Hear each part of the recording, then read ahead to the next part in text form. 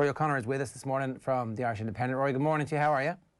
Hey, Jerry, how's it going? You, like the rest of us, are trying to decide what's coming next at number 10, and that's your piece. The succession plan for number 10 must become top priority. A brilliant intro where you talk about how absolutely inexperienced Ian Madigan was when he was given the job of shepherding us through a World Cup quarter-final. Whatever that Oscar Wilde line is about to lose one child to be unfortunate to lose two begins to look like whatever it is. Like, if we repeat the mistakes of the past, we're going to end up getting knocked out in a quarter-final with an inexperienced out half and wondering, that's funny, that happened to us before. Yeah, I mean, Ian Madigan had started 5 times for Ireland before he started the World Cup quarter-final, and the only kind of serious opposition he'd faced from the start was Scotland in the Six Nations game. And Jack Carty had started once for Ireland when he played against Japan at the last World Cup, and both have basically had that experience and been thanked for their services and wished good luck, because they didn't really feature for Ireland much after that. I think Madigan won 5 caps afterwards, and Jack Carty played against Russia the following week and never played again. So it feels to me like we're sleepwalking into the same situation again.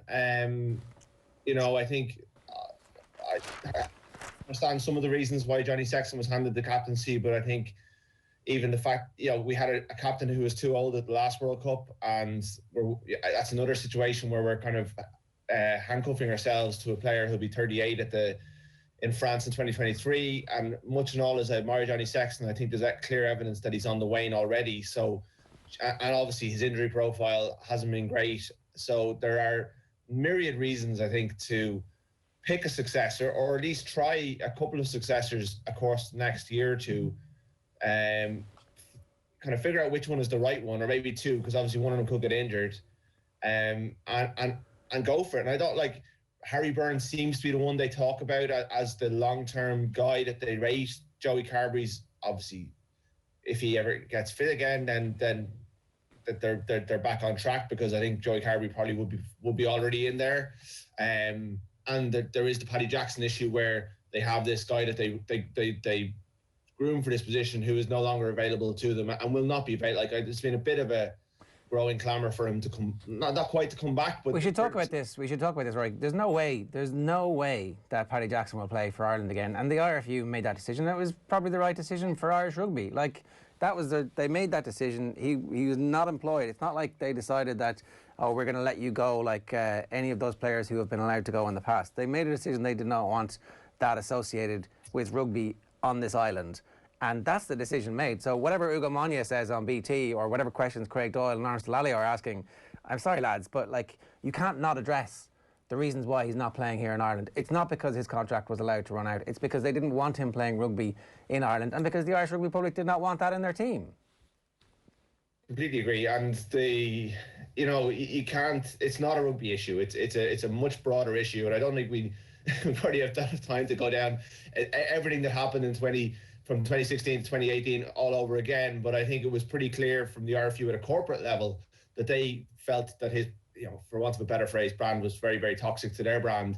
So they had to get rid of him. Now, David Nusapor did say later in 2018, in June or July of that year, he was in Australia, he did leave the door open for both Jackson and Olding to come back at some stage. But the Ulster CEO, who was appointed later that year to basically try and move their organisation on from the trauma of that whole episode, did firmly say that there was no chance that they'd bring them home. And I can't see any of the provinces wanting to take on that baggage.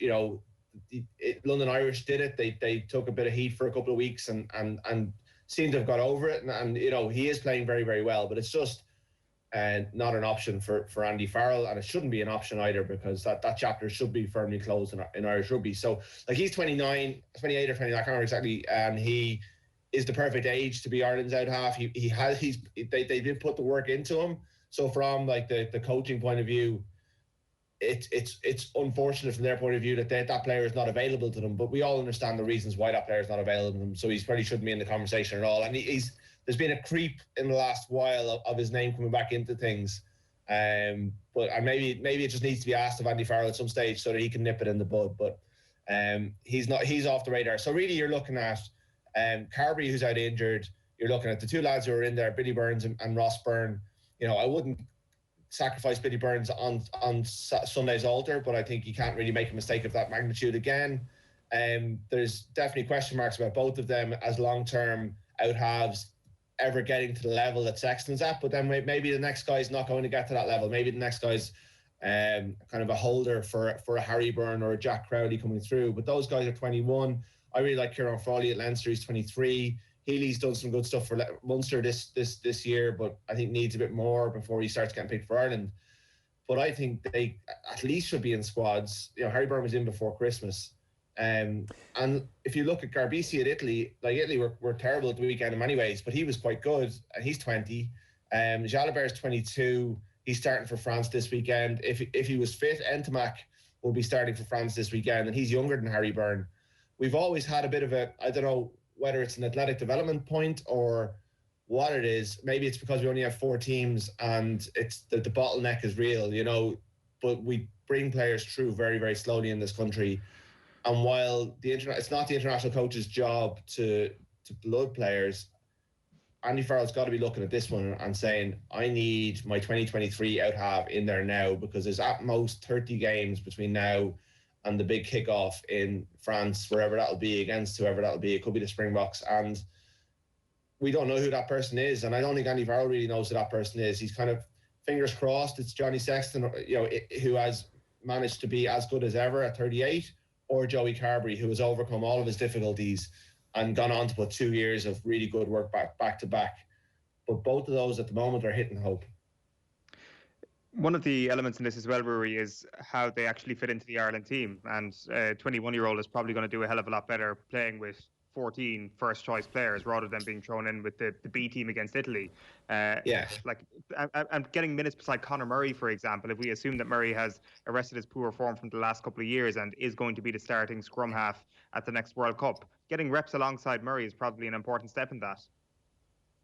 Yeah, in the pressure cooker, you know, I mean, Billy Burns was making his Six Nations debut last Sunday. So even if, like, he's 26, he's played in big games for Gloucester and Ulster. He's made a couple of international caps. He's only started once against Georgia and came off at half time. That was the biggest kick of his life.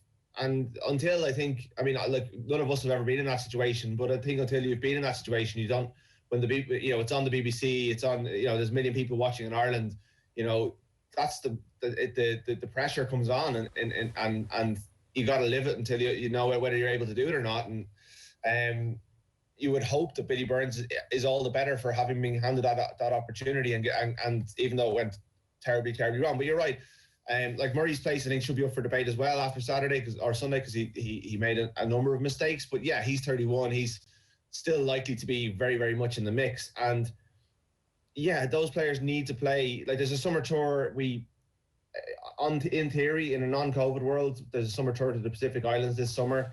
I guess they're probably looking at blooding a player there or 2 players there, with the idea that some of their main guys will be on the lines. I don't think anyone will be on the lines on current form, but you don't bring Johnny Sexton on that tour per se. You bring a couple of the younger players and you develop them, but that's quite late in the development cycle for 2023. And I know people will say we need to focus on the Six Nations, but these World Cups keep coming around and we keep failing at them, and then we keep having inquests, and then we don't seem to listen to any of the things that we say in the inquest. So we move on and we have a decent Six Nations and kind of walk into the same situations again. So, I mean, this is partly winning Six Nations and partly putting the building blocks in place so that you're future-proofing the team for France. And I think there's a lot of that going on, and I think there was a lot, like the way the team finished. And if you look at the 14 players who were on the pitch at the death, there was no one. I think CJ Stander was the older player. Maybe Dave LeCoyne was the oldest player, but there was no one vastly experienced. I don't think anyone had 50 caps. And yet they put together this All Blacks like drive to go with 14 men to go from 122 to the 10-metre line, and then should have gone to the 5-metre line with a chance to win the game. And you look at that and you go, hang on a second, we don't necessarily need these multi-capped 30-something-year-olds to perform. There's good players there who, if they're trusted, can do it. And they're going to make mistakes along the way, but how are they going to learn if they're not given the opportunity? Yeah, we had this conversation a little bit with Ronan O'Gara before the tournament started, and he was making the point that Sexton could actually elongate his career, and Ireland could manage the end of Sexton's career by bringing him off the bench. So in those final 15 minutes, when the game is in the melting pot, you have him coming on instead of going off. And like, yeah, there's probably going to be some periods where that first 40 minutes is a little bit car crashed, or there's a huge mistake made by the 10, whoever that is. But at least you have the possibility of rescuing that and bringing Sexton on. And look, assuming that he doesn't get a bang, he's going to be fit enough for those 20, 25 minutes that are left in matches. You could do the same with Conor Murray, and all of a sudden, you've revolutionised the proper game time experience. They're there for the pre-match, they're there for the anthems, and when the crowd is there, that massive roar that happens in those big games. But at least you have the safety net of the cavalry if you need it. It's a difficult conversation to have with somebody as competitive and important to Irish rugby as Sexton, but it might be the right thing to do for the World Cup. Yeah, and it's not necessarily you're on the bench every week. I mean, look at Leinster, the way they manage those windows where they have a Heineken Cup final on a Saturday, they've a Pro 14 semi-final the following week, and they've a Pro 14 final the week after that. They put Sexton on the bench for the one in the middle. So say you've got Ireland-Wales in the first game and you've France the following week, you say to Johnny, look, you're going on the bench against Wales because we want you, and you're coming on for half an hour to win the game for us, because that's, like, we have this unbelievably powerful bench with Tyke Furlong and Dave Kilcoyne and Ian Henderson, and they're going to come on, they're going to get you go forward ball, and we're going to, like, the lads will keep you in it for 60 minutes, then you're going to come on to win it. And you said it to him, and you're going to captain the team against France a week later because we think you're the man to manage that first hour. And he's fresh then coming into the France match instead of banged up. Now, obviously, things can go wrong and you can get injured in 20 minutes as much as you can in 80, but that's taking a tournament view rather than a match view. And I think, like, Ronan O'Gara is one of the most, as well as being a legend and a really good pundit, that we all know him as, like, I think outside of Ireland, he's being viewed as one of the most respected coaches in the world right now. He's, flying high in the top 14. We should listen to people like that, and as I said, I think Andy Farrell's doing a number of things right when it comes to succession. Maybe they just don't know the identity of the one guy that they think is going to be there, and that's why they're kind of scrambling around in the dark a little bit. But until they try them on this, and there is an element of we have to be patient about it as well. Like, if we call for change, then we can't hammer Billy Burns when he makes a mistake. Maybe that's Billy Burns' chance and gone. I don't know, but there is an element of you can't have your cake and eat it too. Yeah, look, except it wasn't just one mistake from Billy Burns. It was the wrong option, the bad pass, and then ultimately a kick that was in keeping with the stuff that we'd seen over the previous 10 minutes or so. So that's the concern. And look, I haven't seen enough of Ulster play. I don't know if he is international standard just yet. There was one other thing O'Gara said about how the first 5 caps, everything's a blur for you at number 10. So he's still in that blur, and sure, look, if they decide that they think he is the man and they back him, fair enough. But it might be nice to skip down to scroll on to the Harry Byrne. I thought Harry Byrne had been in squads. I thought he had been around. I thought that he was one of those players who would have been in the Carton House bubble already. Or is he not at the moment? Do we actually know what the story is with that? Well, there's always a chance that the pictures will come through on info today and we'll see Harry Byrne's face popping up. But in this window, he hasn't been in. Harry Byrne was in, I think, as a development player during last year's Six Nations. He was in as a development player again at the start of the last, the kind of restart window. And then he was a full member of the squad for the last week of the November camps, December, before that Scotland game. I think he may have been involved in one of the kind of match day preps. So he probably was a 24th, 25th man, down there. So he has that little bit of experience.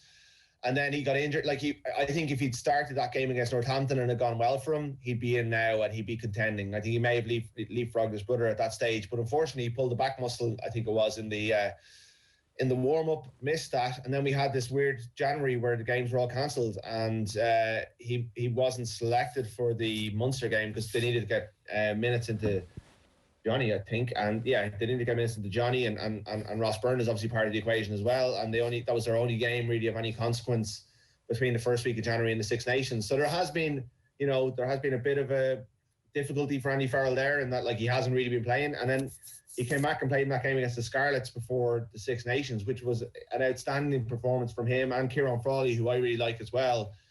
But, there is a leap between Pro 14 rugby and Six Nations rugby, and, like, it's quite substantial.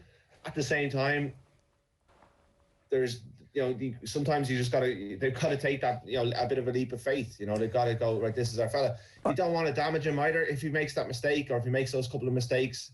a la Harry Byrne, do we risk burning through these guys and then ended up coming back to Sexton because no one else has been able to do it?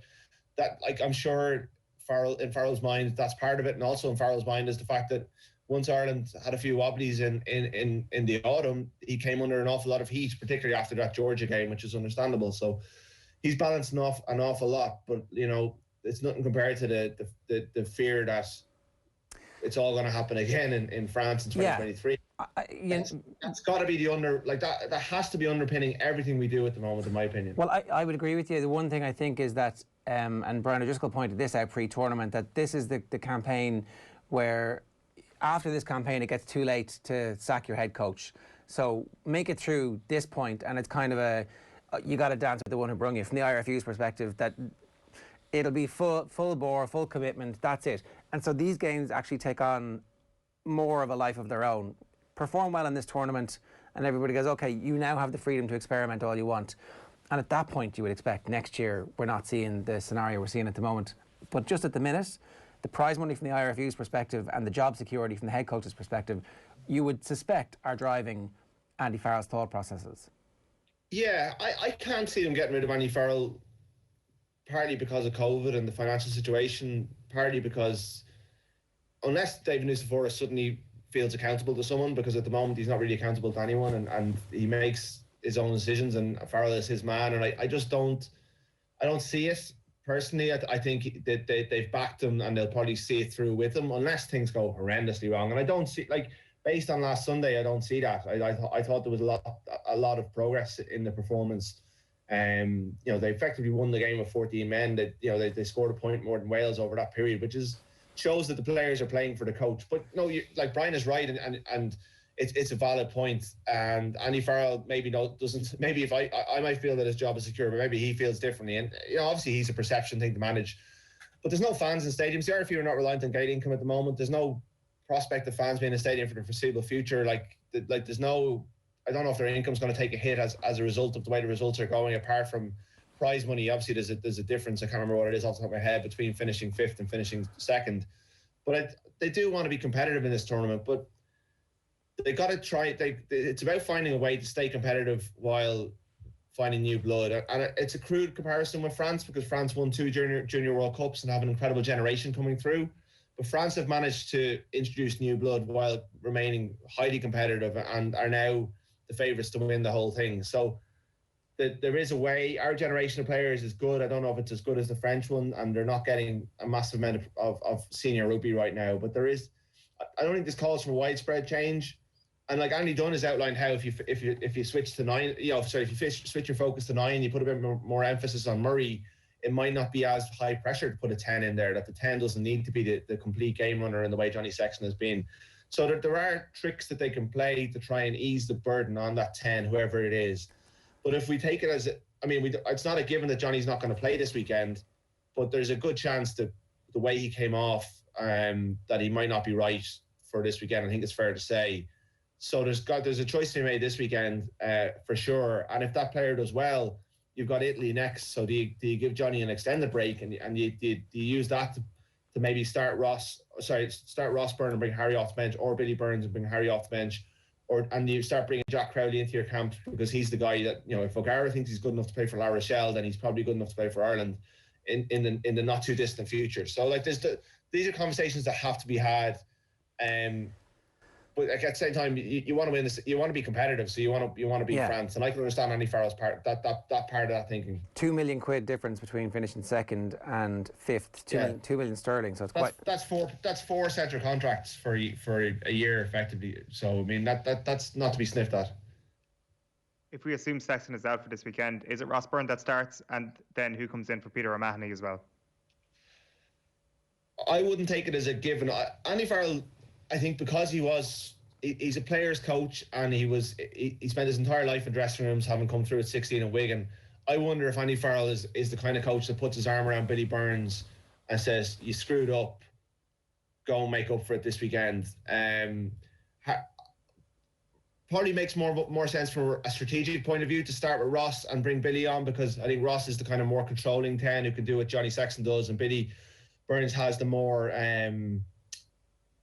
kind of has that game changing. I mean, his cross kick went awry, but he is a very good cross kicker of the ball. I know Ross Byrne is as well, but I think him and Gibson Park coming on give you a change of pace. So I've a sneaking suspicion he might go with Billy Burns, just because it's not because he's second choice, and that's the obvious thing to do, is that you move him up one, but also because you back. I think Farrell's the kind of guy who backs his players, and even if you've screwed up, you get another chance. I'm not sure.